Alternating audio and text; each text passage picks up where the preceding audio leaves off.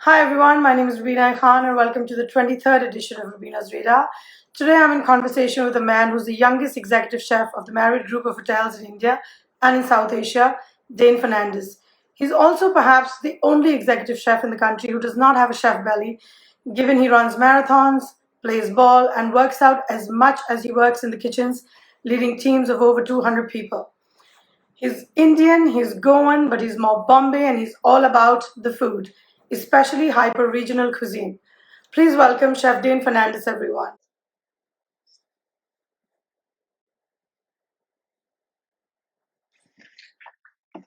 Good Good evening, evening. Dane.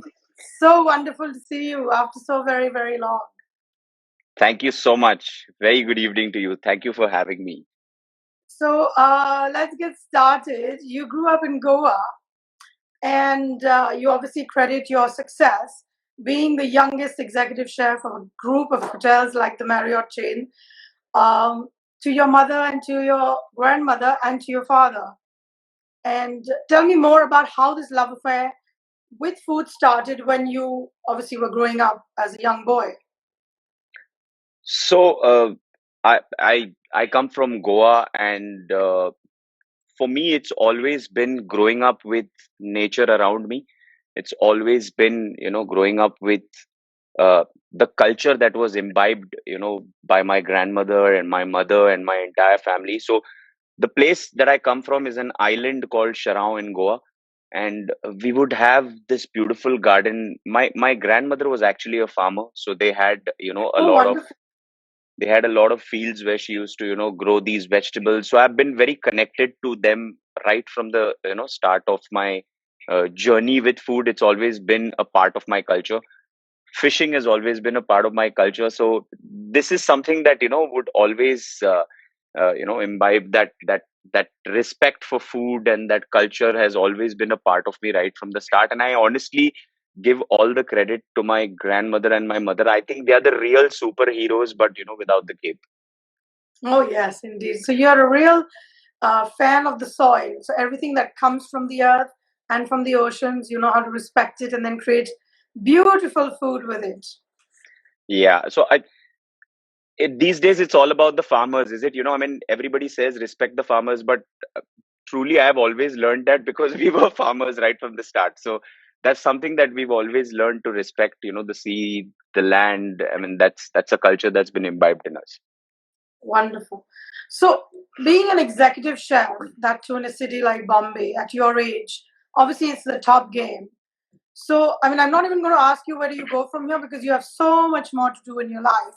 But how does it feel, and how does your family obviously feel that you've reached to such a height and you've made a record of sorts in the world of food? Uh, my family is really proud, but at the same time, I think it's a great sacrifice that they're giving because they hardly see me.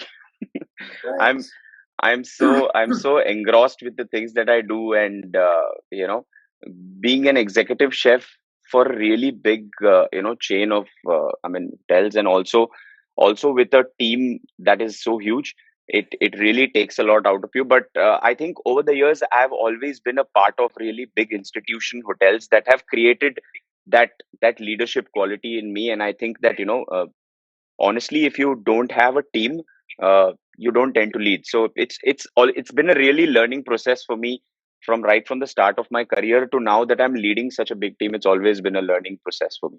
I mean, 200 people reporting to you is not a joke. It's pretty serious business, serious food business. Absolutely. So, what is the hardest challenge that you wake up to as boss of all these people every day? Like, what is the one thing that keeps repeating itself and you wish it did? I think the greatest gift of leadership is to create another leader. And that's also a fear within you that, whether, because I think the mistake that today's leaders do, Rubina, in my mind, is they always try to search themselves in another person. And I think that's the biggest mistake that they do, because uh, every person is different, and you need to respect that fact. There will be people who will have, you know, maybe some negative points, but you don't need to go with them. You always need to cherish and thrive their positive points. And I think for me, that's the most difficult thing. But trust me, once you see somebody grow into another leader, I think that's the best gift you can give yourself, when you see your prodigy probably, taking your shoes so that you can grow ahead. I think that's the greatest gift any leader can have. You said it so beautifully and so wonderfully. I wish there were more and more people like you. More power to you. So, what does your family feel about your success? I mean, you have so much more to do, but so far this is really big. So, do they like critique you objectively, or do they love everything you make and think it's an award-winning dish because you're their son and husband and father, all the roles that you play at home? The only person that allows me to cook at home is my son, because I get to make a mess out of it and I'm not banned. Or else, I think at home, I'm the moment I walk into the kitchen, they're like, this guy is going to be using like 15, 20 utensils and he'll expect us to wash it. So yeah, but keeping that pun intended side aside, it's they've been really proud about the fact that I've achieved all what I have. To be very honest, I I didn't start off my journey thinking that I'll probably make it big in India, but there were certain instances in my life that made me realize that going to another country, yes, to learn, etc., but I thought at one point of time that we're a part of such an institutional and such a cultural heritage with India.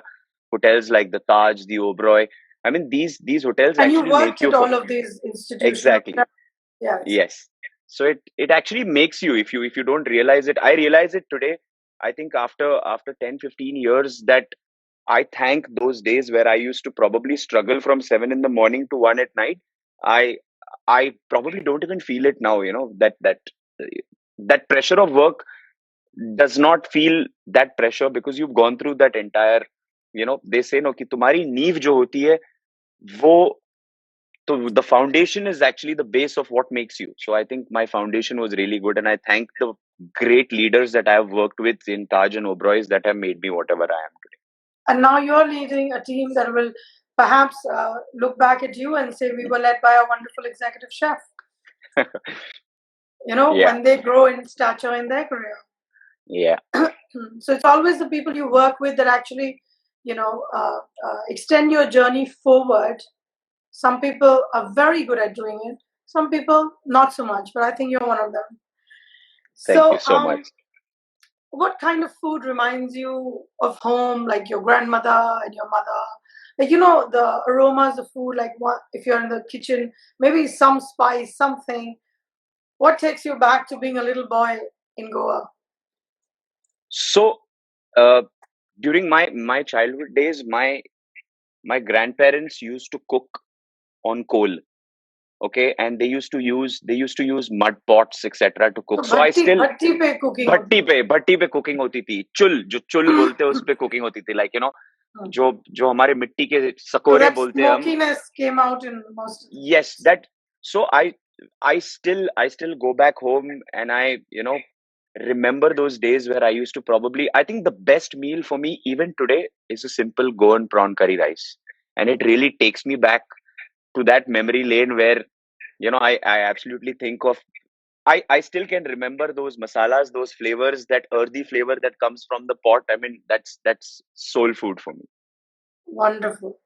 Do you remember the first dish you ever cooked?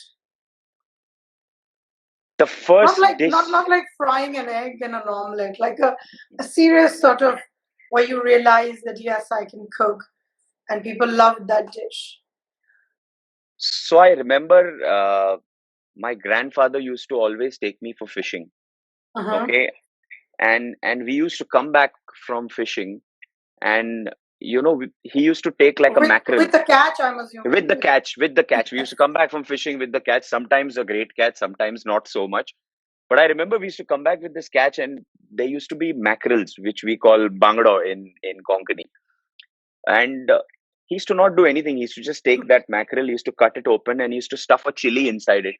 He used to take a heap of hay, and he used to put this mackerel inside it and just burn the hay. I tell you, Rubina, that inspiration even today makes me. I try to recreate that dish in so many ways. I think I've done at least 10 to 15 versions of a hay smoked mackerel in my head. Wow, So I that should was the try it. first. I haven't eaten that of So yours. that was a memory that is still there in me, that we used to eat this, no salt. nothing.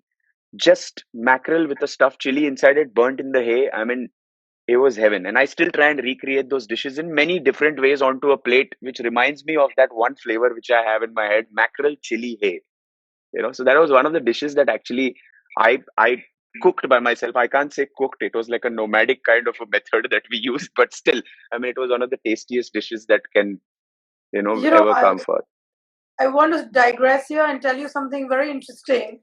I recently interviewed a chef in Italy, and he also had a grandparent who smoked apples, and they were also from the farmlands, and they were they were agricultural. So that's where his love for food started. I'm seeing that there seems to be a little bit of a pattern. There's a grandparent and there's something to smoke, and then these boys go out to become great chefs. And he's a chef at the Hotel Eden Rome, which is a Dorchester Collection hotel. So it just reminded me, yours is a fish, his was apples, and he says he cannot get that aroma out of his head. So I'm assuming that's what you're trying to recreate all That's the time. every time, every time. So, what is the favorite food from the Goan region? You just said so, prawn curry and rice. But that's Prawn like curry and home. rice. But from the region, something that you enjoy when you are in Goa? I think chorizo. The Goan chorizo is something that I mean is one of the most famous dishes that has ever come forth there.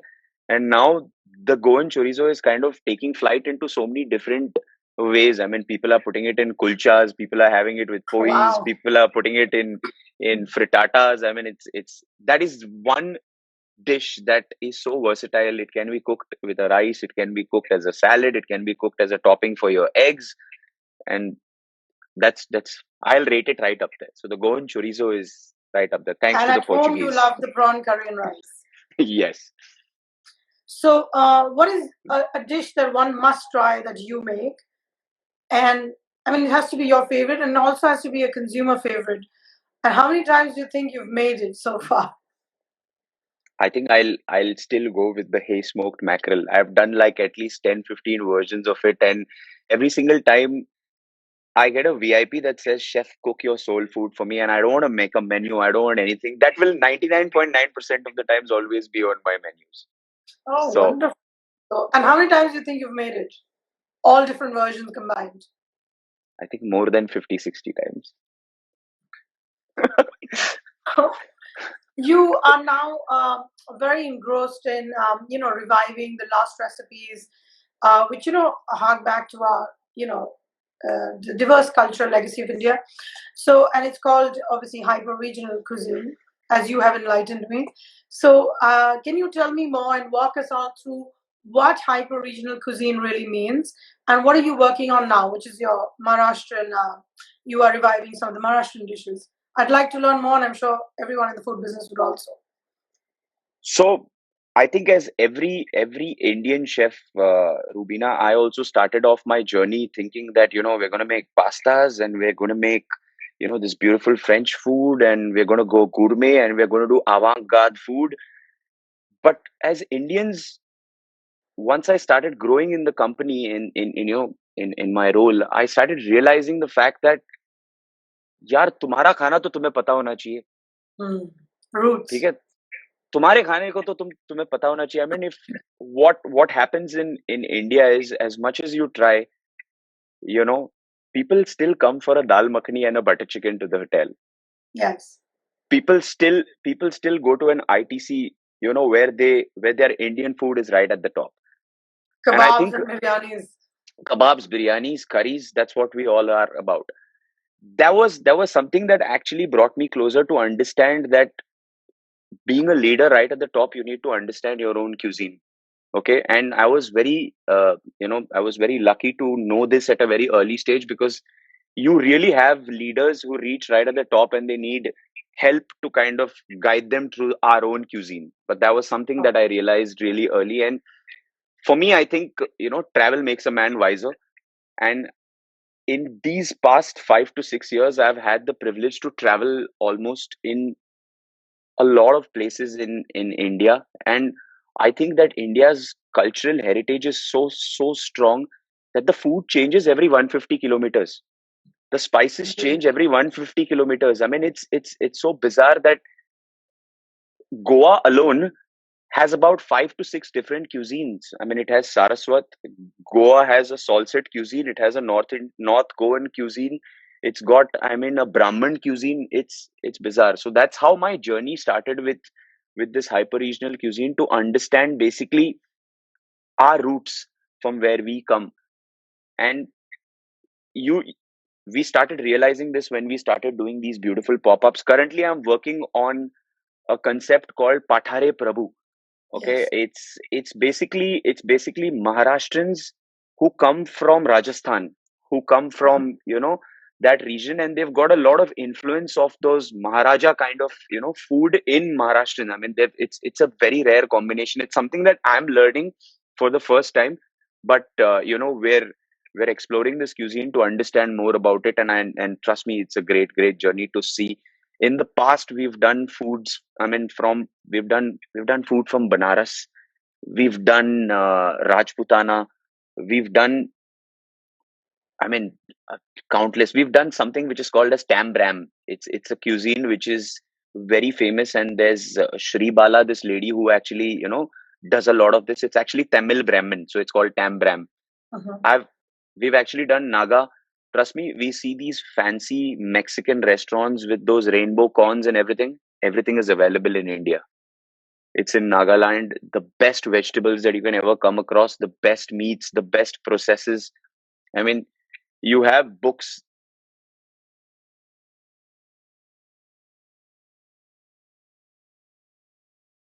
So, you know, So, that so, was how we started. so Pathare Prabhu is. Um, Tell me more about the tribe. So, other than the fact that they have a cross pollination between Rajasthan and Maharashtra, what else? So their food is not all about coconut, like what Uh-huh. usual Konkan belt food is. Their food is more about flavors. Their food is more about a lot of non-vegetarian, because they come from Rajasthan. So a lot of meats, a lot of game, okay, is into their food. A lot of chili, okay, which is normally associated with Maharashtrian and Kolhapuri, but it's always tempered either with curry leaves, or it's there is a mild version along with a tamarind or something. So this is like really hardcore Maharashtrian mixed with Rajasthani. So Mhm. it's a great combination. Sounds delicious. So, when is it on this festival? When are you So it going to so have we're, this? we're yeah, we're planning to do it probably in that period where we are going to have the World Tourism Day, and where we can do foods from all over the world, and also one particular thing that is dedicated to our cuisine. That Okay, well, is I Pathare look Prabhu. forward to seeing that. So, how have you adapted in these very obviously I don't even know what word to use anymore. And every word has been used and abused for the pandemic. So, how are you adapting to the new order of business? And how hard or easy has it been to untrain, retrain, unlearn, relearn? Is a huge process to being hoteliers and chefs today, right? Absolutely. I think this pandemic truly has given me one great realization, and that is, I think, the value of people in your life. Uh, you realize this once a lot of when you lose a lot of people.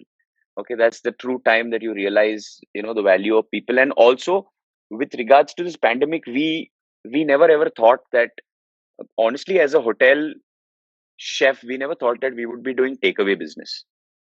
We had to adapt ourselves to understand that this is a new way of living.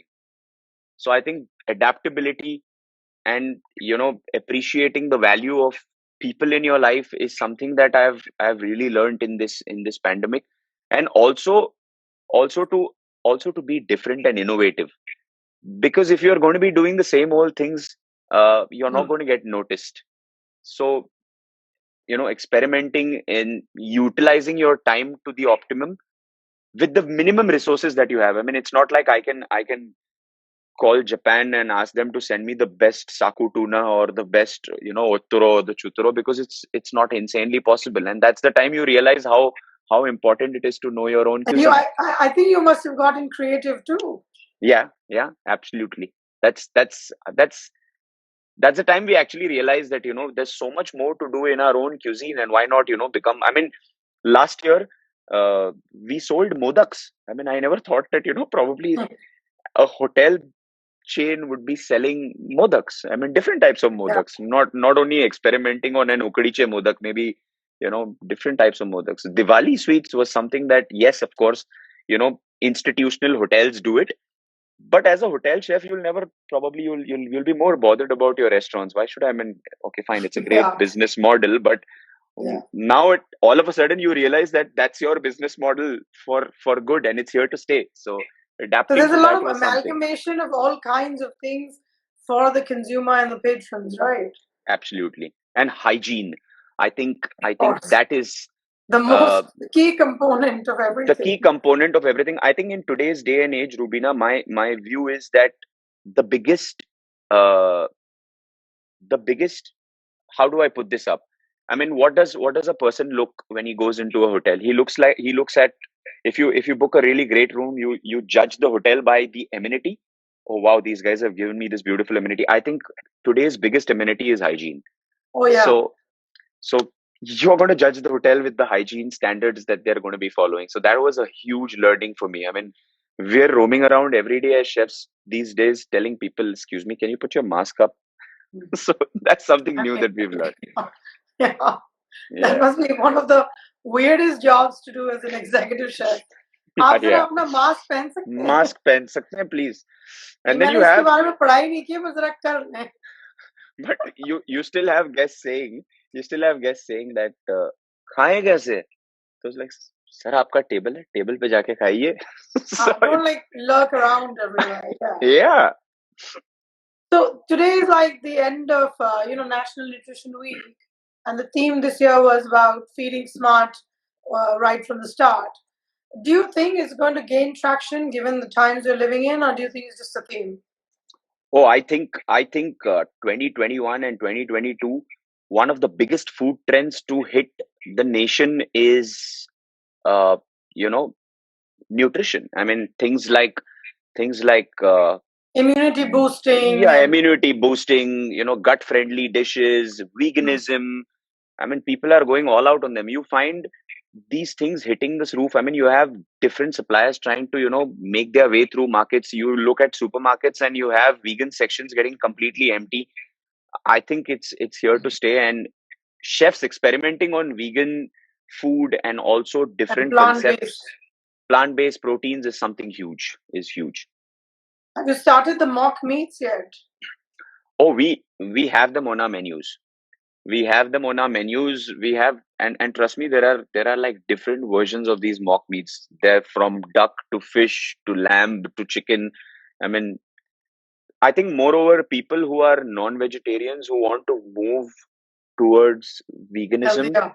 Yeah. and a healthier lifestyle, a more nutritious diet, move from, being a hardcore carnivore to probably a plant-based protein. So you've also become recently, I believe last month, the first Indian ambassador for a French dairy company.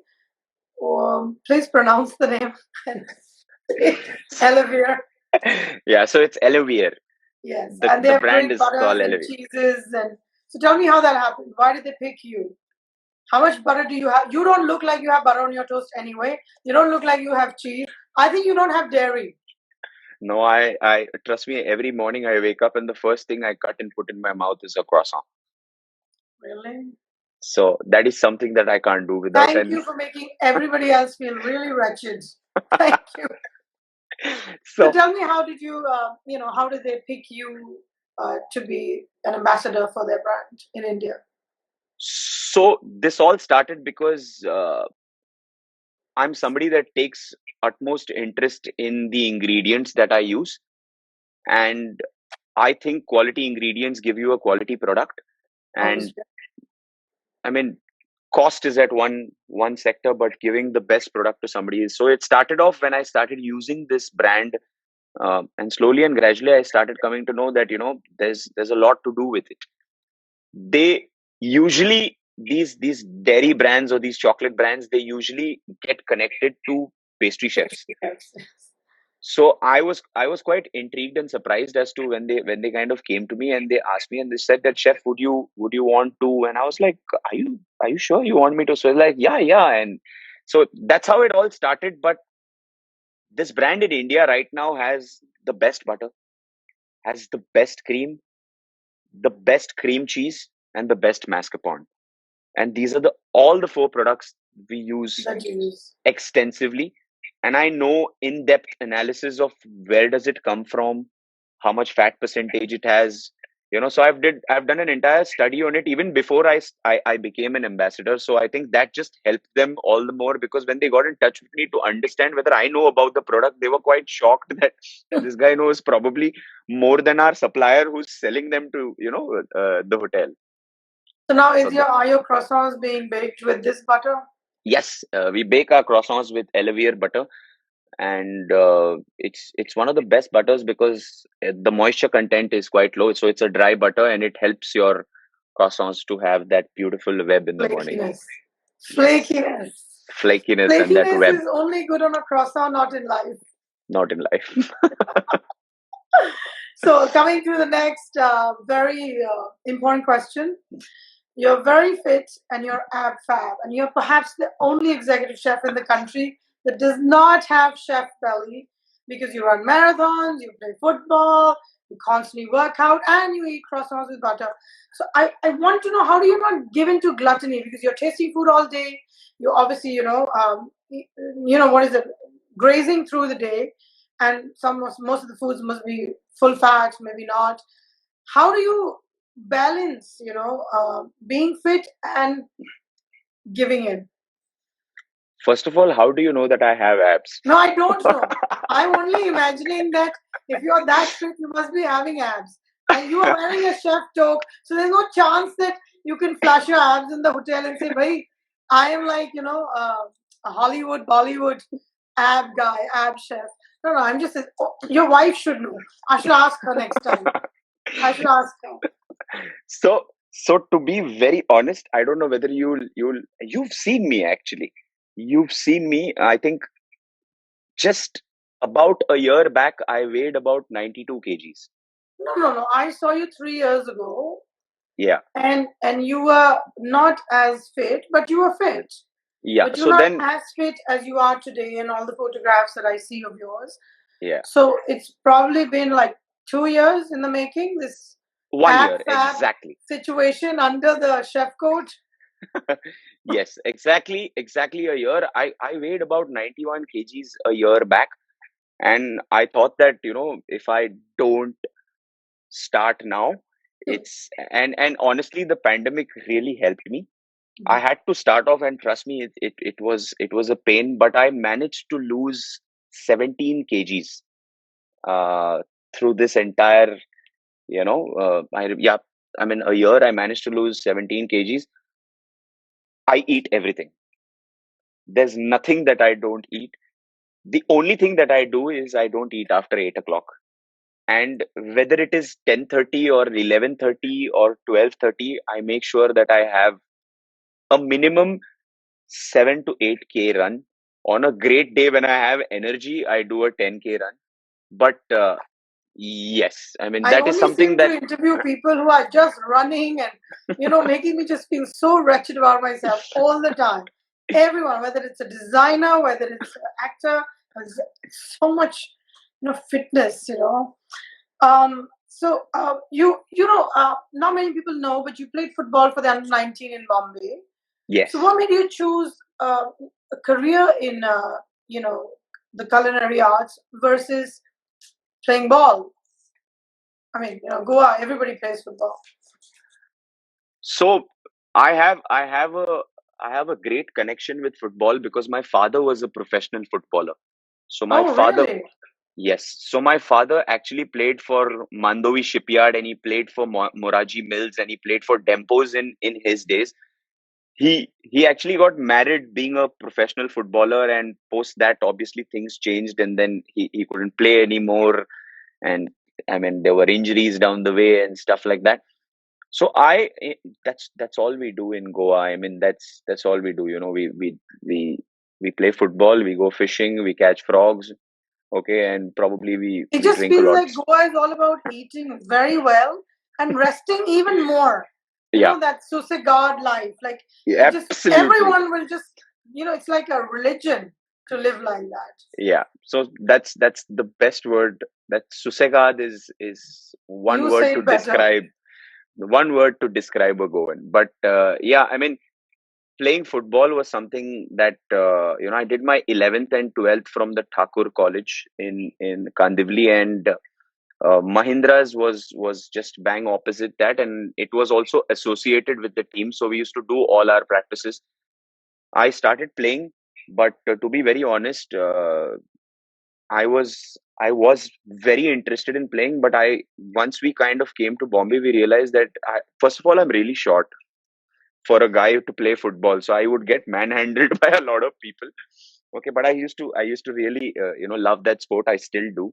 I still would love to play football on my off days or something like that. But I didn't want to kind of get into it at that point of time because football wasn't that big in India for career. So, and I always knew that I had this passion for cooking and I wanted to do something with food, and that was how I ended up being a chef. I don't regret it. No, of course. And we are so grateful you don't regret the decision because, we love your food. So what do you enjoy the most working for the Marriott Group? Why is it a Uh, great company to work in? I think more than anything, Rubina, it's the recognition. And to be very honest, I have a great amount of respect for the companies that I have worked before. Uh, All for stellar companies, all stellar all companies. all stellar companies, but they are such great companies that they don't have any attrition.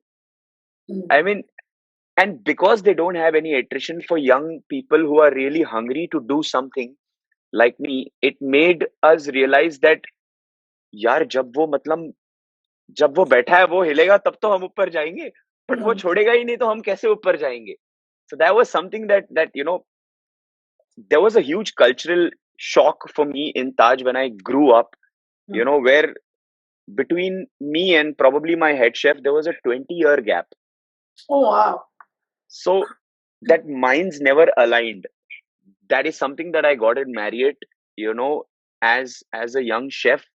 They allowed me to really express myself, and they capitalized on my energy, which I think I bring to the table, and that is something that has made me grow as well with the company. And I think with Marriott, sky is the limit because they are they are growing. They're a great growing company. Today they are about 135 hotels in South Asia. I think in the next couple of years you may be about 150, 155 hotels, and more the hotels, more the training. And I'm very much involved thanks to the entire Marriott team with openings and with a lot of things that come up with great luxury Marriott hotels. Wonderful. Who to date has given you the most memorable compliment for your food? uh, I've had many, but I think in 2017 we had Justin Bieber at in India. I can see that smile. But so, and he's very picky about his food, and he would never deal with anybody, and he would want, I need to deal with one person, and that one person was me, and he would always compliment, I I think. just And hate you on that premise itself. Like, it is despicable that you have such a great job in certain situations. yeah, and there are still few more, I think. Will Smith, Vin Diesel, Pharrell Williams, Russell Peters. I mean, I've had the privilege to serve all these great, I mean, visionaries in my career with the Marriott. But who loved who? What did okay? Let's talk about what did Justin love? Did he eat Indian with you, or did he want his continental American fare? What did you make for him that he really enjoyed? even today, I think, in 2017, uh, It was I summer ha- when he came. yeah, it was summer when he came, and I had just joined the Marriott Group at that point of time. Okay, and we were going through this entire change because it was in 2016 that uh, The Starboard and takeover, Marriott, yeah. yes, the Starboard and Marriott had merged. So at that point of time, we were just getting accustomed to the new, Marriott laws and different things that we were doing. So I still remember that he was very comfortable with his own food, and I shouldn't be saying this. I hope it's not recorded anywhere. But he loved his junk food. He Yeah, but loved it's like, his I mean, he's eaten it. 100 people have seen it. I mean, unless he eats in a yeah. closet, I mean, it's open. I mean, come on, it's open game to discuss that. And he obviously loves French fries and He burgers. loves French fries. He loves burgers. He loves his mac and cheese. He loves his Benedicts. He loves, Oh he yeah, loves his that's the ham. breakfast he had. I even Yeah. wrote about it before he Yes. went touring Colaba. Yes. Okay, so what's the hardest part about being a chef? And is there any easy part? Hardest part, I said, is, to create another leader. I think that is one of the hardest part that I find. Okay. It's also something that I thrive on, and I really wish to create more and more leaders for tomorrow, because that helps me to grow. If I have somebody who takes my place, that's when I get to grow. And Marriott has something which is called as PIP, which is called person in pocket. So till the time you have somebody who takes your place, you can't grow. So that's something that I try to imbibe in people. That's the most difficult thing, because not many people are aligned towards the thought that, you need somebody to replace you, only then you get to grow. They only have one mission in mind, that I want to grow. But they don't realize once you grow what happens behind. So that's one of the most difficult part. The most easiest part is you get food all day. I think you get you And get to all eat kinds of amazing and food, all kinds of food. different national. Like the chefs can be from different regions. They can make their own kinds of food. Wow, lucky you. Okay, I already know your vibe as a chef, but when you're in the kitchens and there's, you're the boss guy, are you happy or are you angry or are you like just mellow? Like, how do you handle disasters? And God knows there are many every day in a kitchen. If in an operation of this velocity, yes, there are a lot of mishaps that happen. But as a team, I think we appreciate a colleague, and we also reprimand a colleague. But that's a way to understand that, the things that have happened have not to be, repeated again. And that's I think that's leadership for somebody who wants to understand that, okay, fine, this is something that has happened, but it's done in a very mellow way. uh you know we probably, under closed doors, try and understand, what a root cause analysis for whatever problems happen, and then we discuss and we fix them. So So you're i'm you're like a relaxed sort of guy, but when you need to get angry, you'll get angry. oh I'm not a morning person at all. So between 7 to 9, I'm really grumpy. So you're a mixed chef. You're I'm like morning grumpy and post your coffee and croissant, you're fine. I'm fine. I'm fun, and then after that, I just look for ways and means how to create something out of nothing. I mean, it can be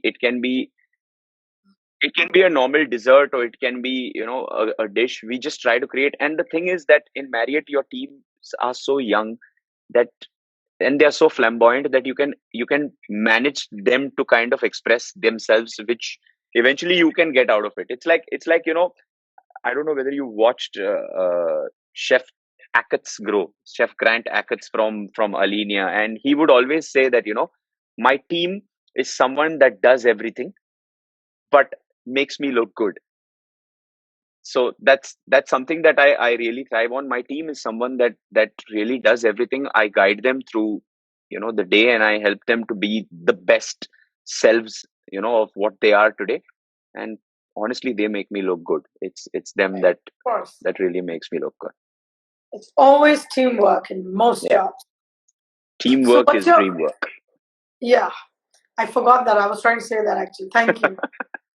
What is your favorite kitchen appliance? Do you have a favorite knife?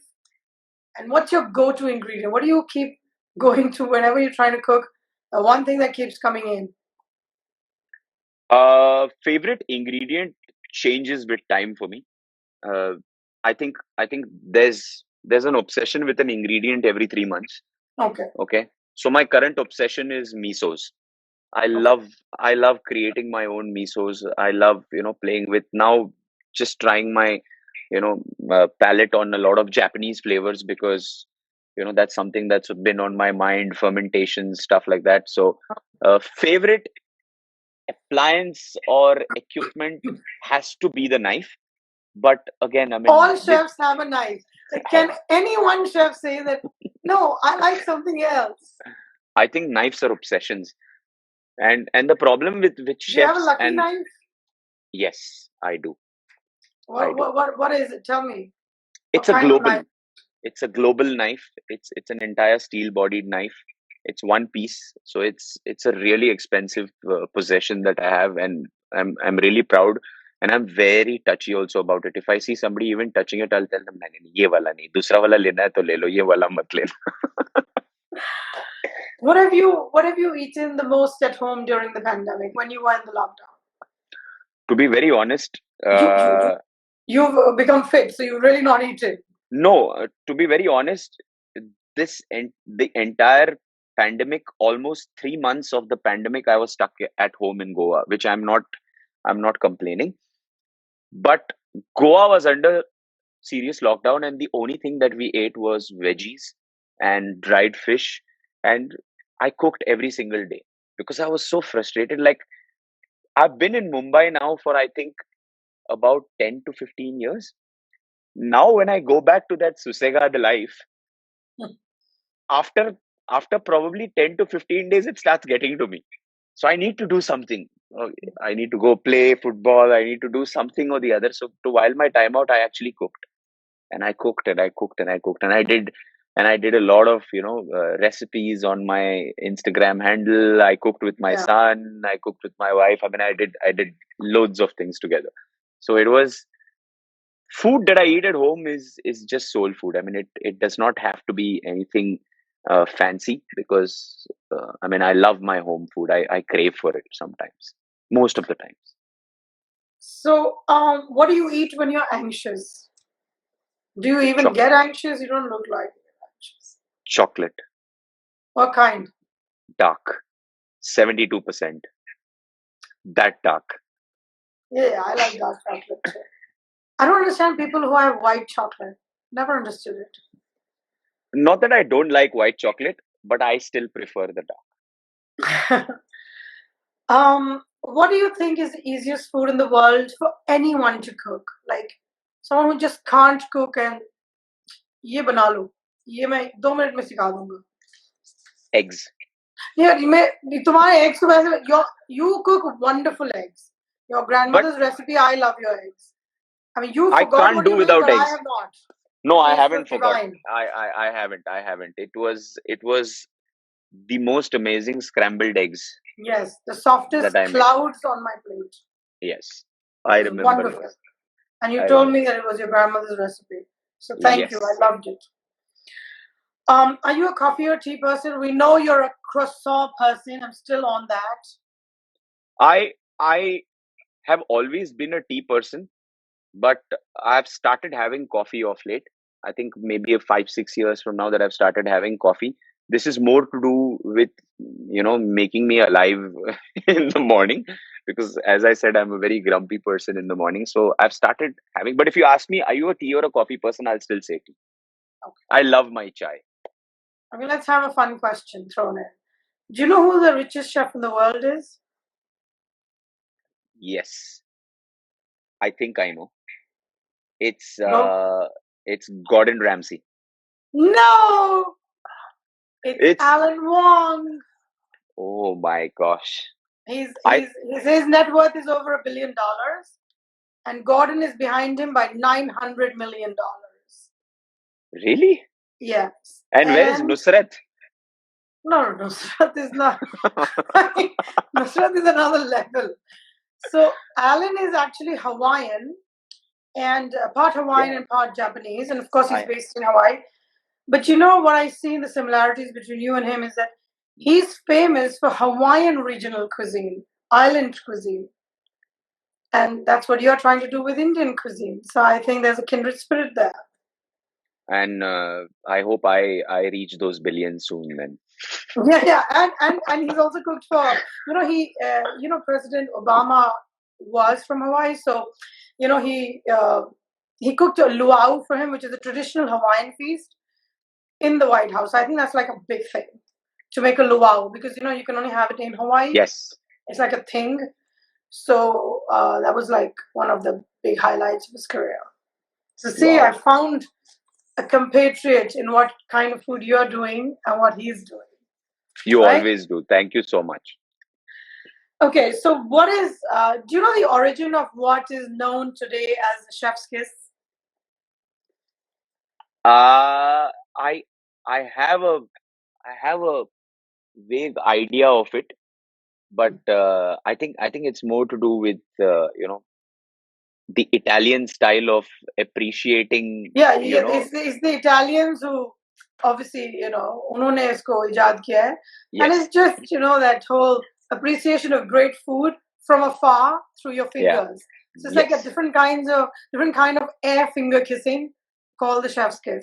So Chef's when kiss. you like something in your kitchen, I'm assuming you do not do the chef kiss. I'm a Goan Rubina. I don't believe in chef's kisses. We just believe in if you have done a great job, you finish your work and you party, you go and have some beers, you chill with your team, you enjoy the night, and you get back to work the next day. That's hyper how we regional right celebrate. there.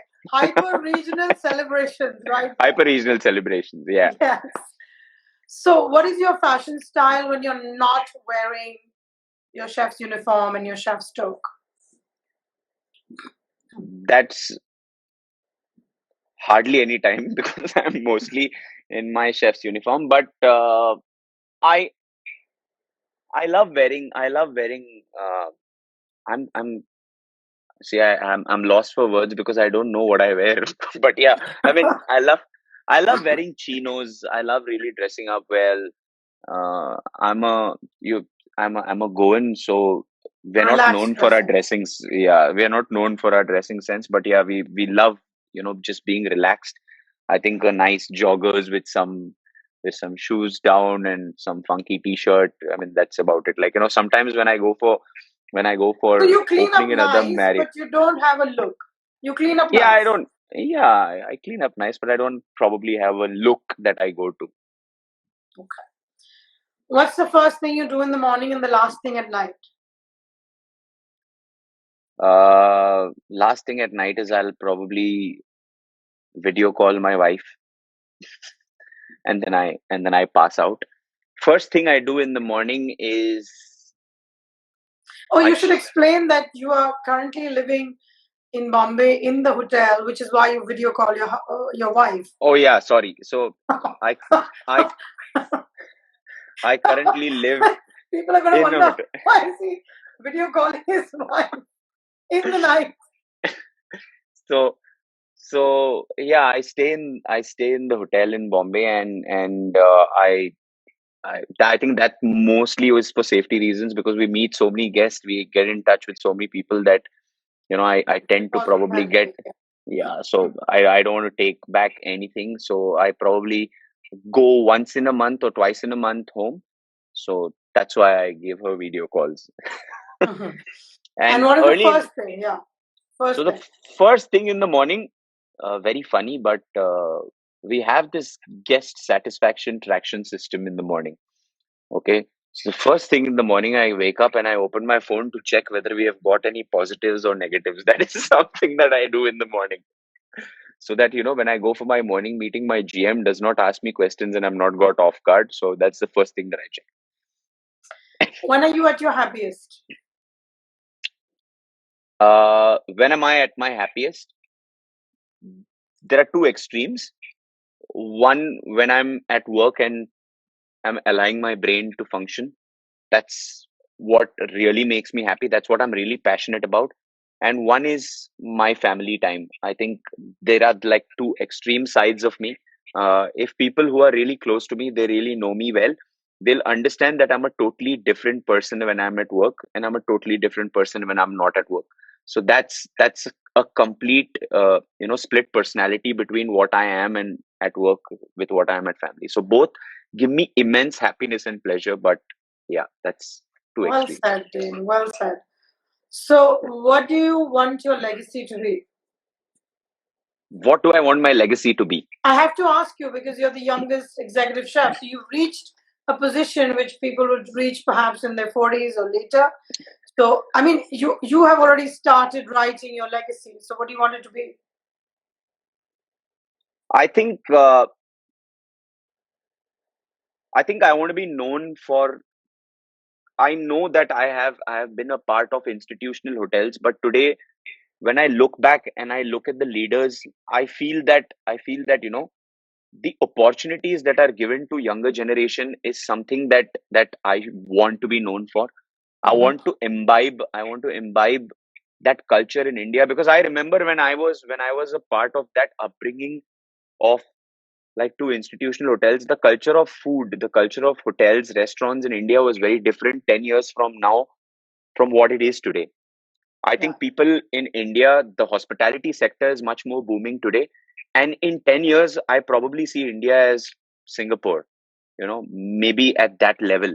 And the products that you'll get out of India is going to be phenomenal. And I think if I can make an impact in somebody's life that helps them to grow within the industry, I think in our time, the impact that leaders for us created was so scary that you wanted to probably, you're like, yaar, ye industry hai hamare liye. So I want to create that fun vibe, and I want people to be very expressive. So I want to be known in my legacy for the kind of leader that I was, if not anything else. Leader that you are. Why would you be a Yes. leader? Why would you be a was? So, L- tell me, this has been wonderful. Thank you for your time. And I hope to see you soon. And more successes to come, Dane. You shall be known henceforth as the great Dane of Bombay. that's how I tell people who don't know how to pronounce my name. And they're like, "Have you heard about the Great Dane?" I was like, "Yeah." So Okay, you can okay. relate me We to do that. not want to put you in such things. You have really worked hard for your position in life now. We cannot Thank you just. so much. But And thank you so thank you. much, Rubina, for having Thank me. And this is really special. And I think over the years, you've been from a guest to a friend, and I think to somebody who is probably my biggest well-wisher today. So thank you, and more power to you in whatever you do. Uh, I think that's something that thank you, Dane. yeah, I I have. shall eat your food very soon. Yeah, we shall eat it together. Indeed, inshallah. Okay then. See you and good night.